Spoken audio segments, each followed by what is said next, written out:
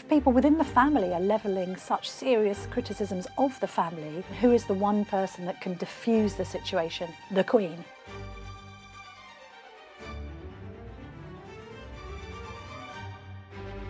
The palace had to issue a response to the Oprah interview. You can't have a situation where the Duke and Duchess of Sussex are making serious allegations over the course of a 2-hour interview that some say maybe lacked a bit of journalistic scrutiny, in the sense that Oprah asked all the right questions but perhaps not all the right follow-up questions. So if you have a situation where an outpouring like that leaves more questions than answers, then you've got to address that in some form. And it would have been ludicrous, wouldn't it, for the palace to have just ignored it and not passed comment at all. What they did was issue a caveated statement saying, well, we've listened, we don't necessarily agree with everything that's said, but we will address it. It's similar really to that question that was asked of Prince Charles. Can I ask, what did you think of the interview?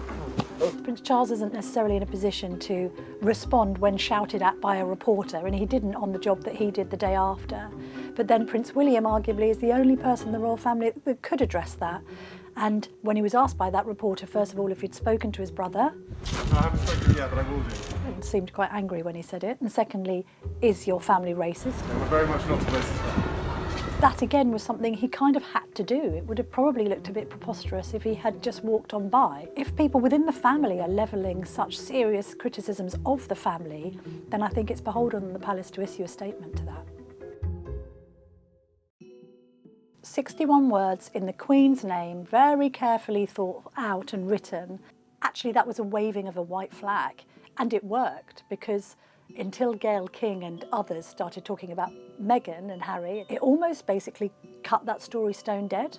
So although we've had these external forces trying to kind of add their penny's worth, actually it did draw a line under that story. So it was effective in that respect. What I say to you now, as your Queen and as a grandmother, I say from my heart. Let's think back to the criticism of their reaction to Princess Diana's death in 1997.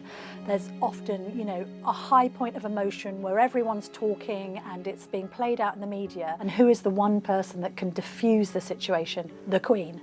So we have that hugely significant televised address where she spoke to the nation both as your Queen and as a grandmother, and managed to turn around what had been a huge amount of negative publicity about how the royals had behaved in the face of this national outpouring of grief.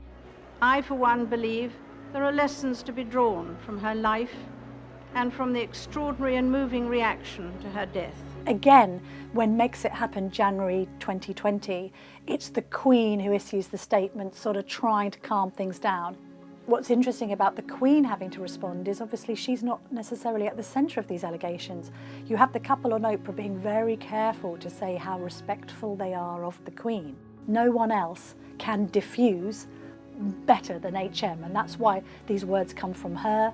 And there's respect not only for the fact that she chooses her words carefully, but also because this is a 94-year-old woman of great experience who at the end of the day might be head of state but is also a great grandmother dealing with a family crisis, and that appeals to the public. In fact, in many respects, it's when the Queen has stepped forward and showed this kind of emotion that she's endeared herself to the nation even more. So all eyes are going to be closely on both sides this summer, because there are a number of key events. The date that is firmly inked into the diary is this July the 1st unveiling of the statue to Princess Diana on what would have been her 60th birthday.